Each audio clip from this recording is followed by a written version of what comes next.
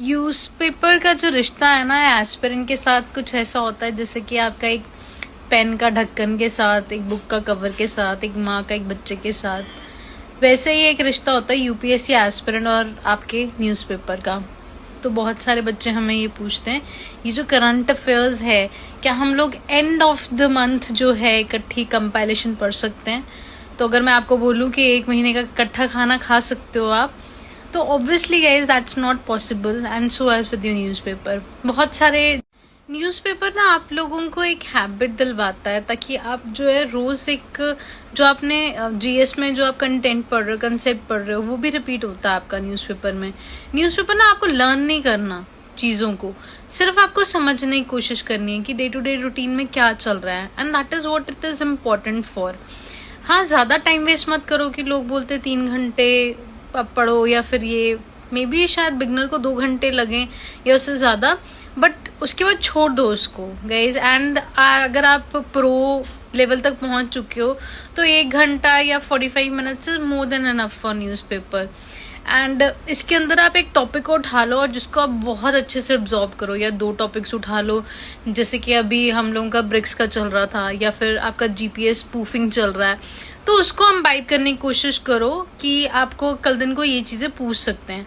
और डेली के ऐसे 2 टॉपिक ज़रूर तैयार करो आप लोग, ताकि आपके अब गाइस इसमें मैंने एक बात बोली आपको कि कुछ टाइम के बाद छोड़ दो। अगर आपको बहुत ज़्यादा वास्ट लग रहा है, टाइम वेस्ट लग रहा है आप लोगों को, तो क्यों स्टॉप कर देना? क्योंकि उसके बाद हमें, जैसे हम लोग पूरे ना दिन के लिए हम लोग कई बार न्यूट्रिशन पूरा नहीं ले पाते तो हम सप्लीमेंट लेते हैं। तो मंथली मैगजीन ना आप लोगों को इसीलिए काम आती है कि वो एक सप्लीमेंट की तरह होती है कि अगर आपका कुछ न्यूज़पेपर में रह गया तो वहां पे आप कवर अप कर लोगे। और दूसरी बार जब आप पढ़ोगे ना न्यूज़पेपर की वो न्यूज़ जो है मंथली मैगजीन में, तो आपका एक बेटर कनेक्शन बनेगा उस टॉपिक के साथ, और आपको वो बहुत देर तक जो है, बिकॉज वो रिवीजन होगी आपकी, तो बहुत देर तक आपको वो चीज़ जो है रिटेन रहेगी। So that is very important guys.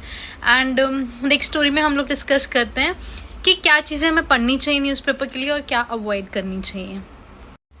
So guys आप लोगों को जो न्यूज़पेपर के अंदर चीज़ें पढ़नी है, कोई भी एक न्यूज़पेपर फॉलो कर लीजिए, या फिर हिंदू या फिर इंडियन एक्सप्रेस, आप कोई भी एक जो है न्यूज़पेपर फॉलो कर सकते हो। आप उसमें पढ़ना क्या है हम लोगों को, इस चीज़ का ध्यान रखें गाइज। तो यहाँ पे क्राइम नहीं पढ़ना, आपने कंसेप्ट पढ़ना है, पॉलिटिक्स नहीं पढ़नी, पॉलिटी पढ़नी है, एंटरटेनमेंट नहीं पढ़ना गाइज, इकोनॉमिक इशूज़ जो आरबीआई से रिलेटेड है उन चीज़ों पर फोकस करो।